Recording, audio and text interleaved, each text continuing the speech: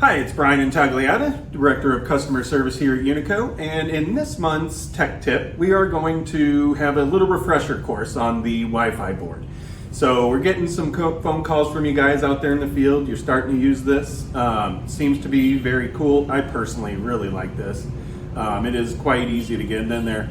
But there's a couple of little hiccups that I've seen a couple of times. So I'm just gonna go through the whole process again so you guys can see exactly what you're trying to do in order to connect to the machine so that we can, check airflows, change airflows, whatever we're trying to do. So first thing is first. Over here on the Wi-Fi board, there are a couple of ways that you can connect to this. First of all, what you could do is simply scan this QR code right here. It's gonna be right on the side of the control box.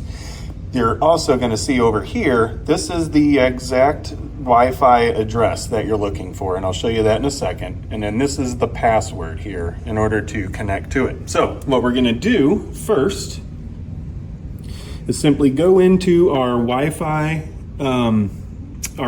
list here on our phone. What we're going to do is wait for it to refresh, and then we're going to look for the appropriate Wi-Fi signal. In this case, it's SCB748. It matches the address on the box there. So we're going to go ahead and click it. And then it's going to ask for a password. Well, in this case, I've already connected to it, so it's not. However, if it does for the first time connecting, you would simply put the password that shows on the control box right there.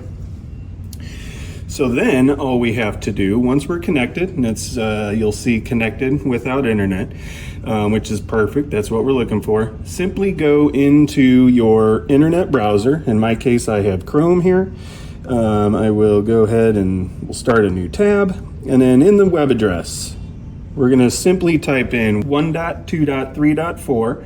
And one thing to note, this is one of the hiccups that I've seen, is you have to type this into the web address in the top of the tab that you have open. A lot of times people just bring up like Google or Safari or Yahoo or whatever web search engine you use, and they type it in there, but that's not where you have to do it. You have to do it in the actual web address. So if it says like google.com here, that's where you have to type it in at. So once you do that and you're connected, then it'll bring up the program here.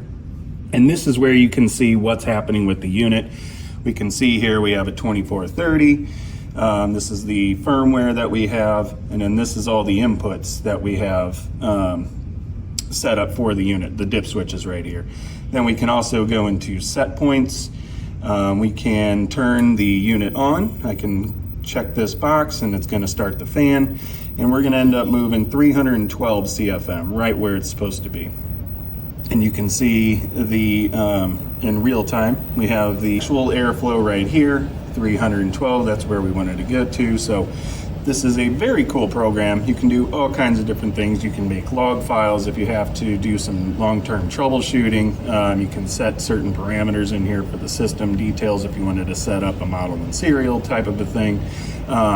But a very cool program to get into and check those airflows and make changes if you have a zoning setup or hot water or something like that. So I just wanted to get in there and show you guys again how to access the program. It is fairly simple and straightforward.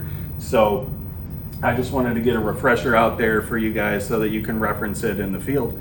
But certainly, we also have this available at Unico University. So if you go to unicosystem.com, at the very top you'll see Unico University.